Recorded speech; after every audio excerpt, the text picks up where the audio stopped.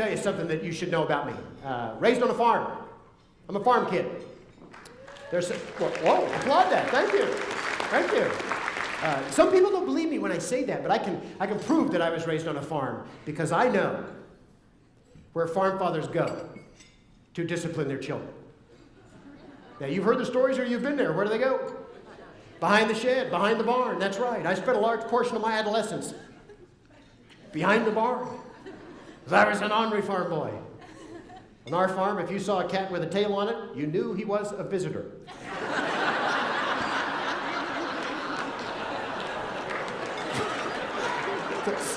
That's a joke, man. I'm kidding. It's a joke. I've already lost this table here. No, I'm kidding. I love cats. I do. They taste like chicken. Anyway, no, that's a joke. Don't write me letters on that one.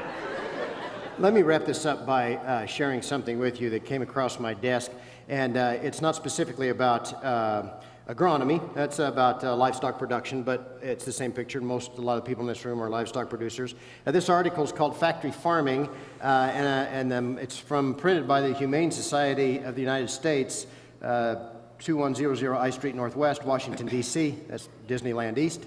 And so, so let me read to you. They use a very technical term. The term they use here is, it's very technical. I hope this does not go over anybody's heads. Pigs. Breeding sows are subjected to even worse privation. It's going to get sad. Tethered in small spaces without even the minimal comfort of straw bedding or a large stall. The sows are so affected by the lack of stimulation that many suffer from obesity.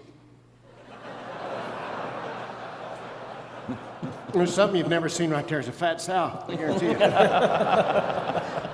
you. Boars, that's what I am right now. Boars and breeding sows, this is key, should be allowed at least visual contact with one another to avoid social deprivation stresses. You know, I think this is a good time for me to make a public announcement. I raised hogs for several years, and I got out of the hog business, and a lot of people wondered, was it because, you know, changing marketplace or a change of careers, or no, I got out of it because I couldn't take it anymore. I'd go down the fair and barn, and I'd see them socially deprived sows.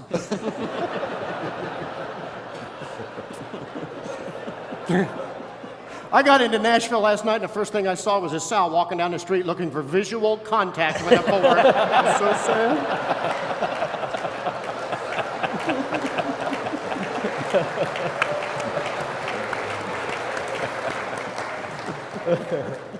Y'all know I'm kidding, don't you? But there's a reason I make that statement. This did come across my desk in 1984. This was an article from 1984. Did they go away? No. They've added groups. They've added factions. They've added interest. Folks, we got to close this disconnect, or our way of life is going to be threatened by the vision of the uninformed. I sit next to, on a plane, a vegetarian. Now, I'm going to be honest with you. I got nothing against the vegetables. I just have a particular preference. I think my vegetables, I want to feed them to a steer so they become a steak. That's all I'm saying. And I knew we were going to have a debate because I sit down next to her and she was eating a celery stick, a little baggie. And of course, I was racing to the gate, so I had to stop at that 5-star restaurant, Nathan Hot Dogs, and because I like to eat all meats at once in one product.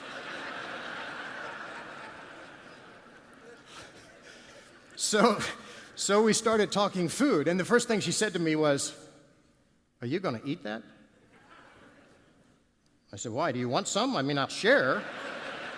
If you want to share, I'll share." And I told her, I said, "I know a little bit more about food production than you think. In fact, I know a lot about food. In fact, I know that a celery stick of that size only has 4 calories. It only has 4 calories in it, yet when you eat that stick of celery, it's going to take 6 calories. In other words, if you eat enough celery, you will disappear completely." But then we got into this debate, and I'll tell you quite honestly, my reasoning a lot of times in food is a little different than others. For example, let's take one of the basic food groups. chocolate.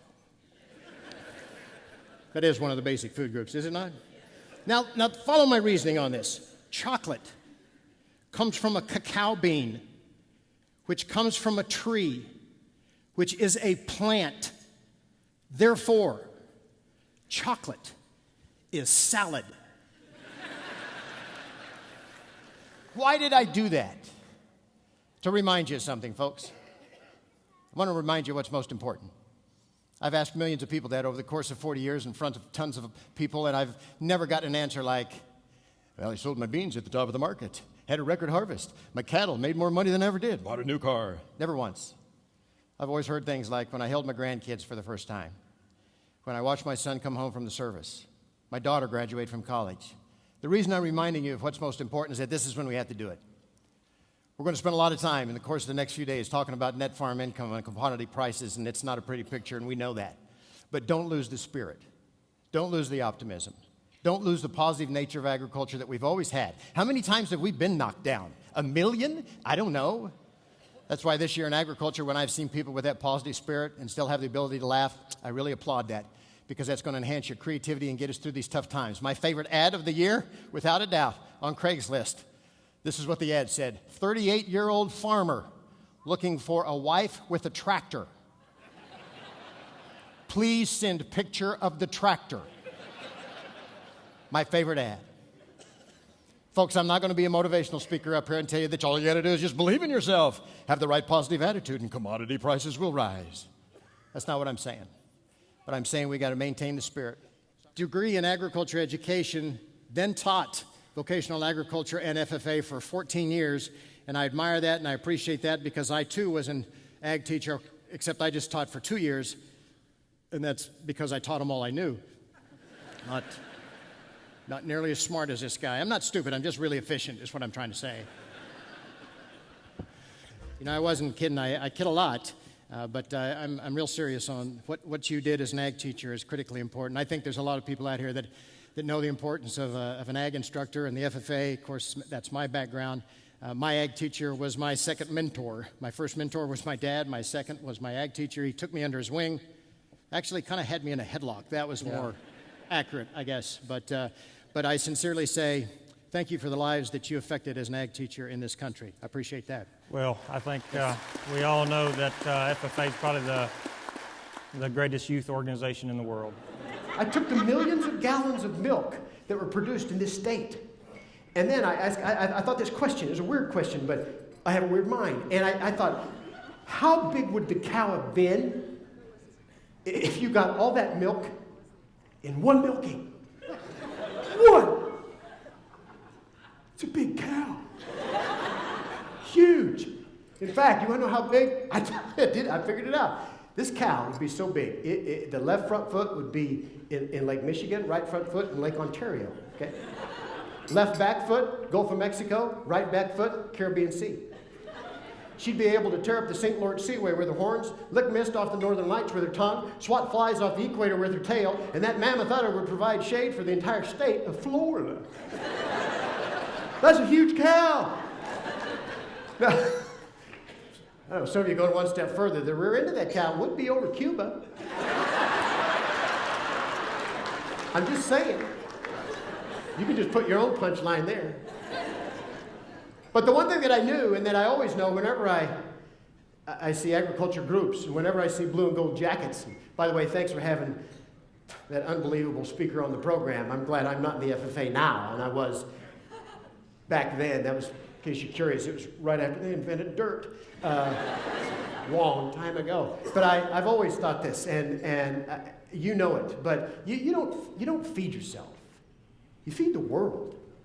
There is no profession that is more noble, more honored, more needed than what you do. In fact, we have to do a little group exercise right now. Everybody take up your hand. Just put your hand just like this, okay?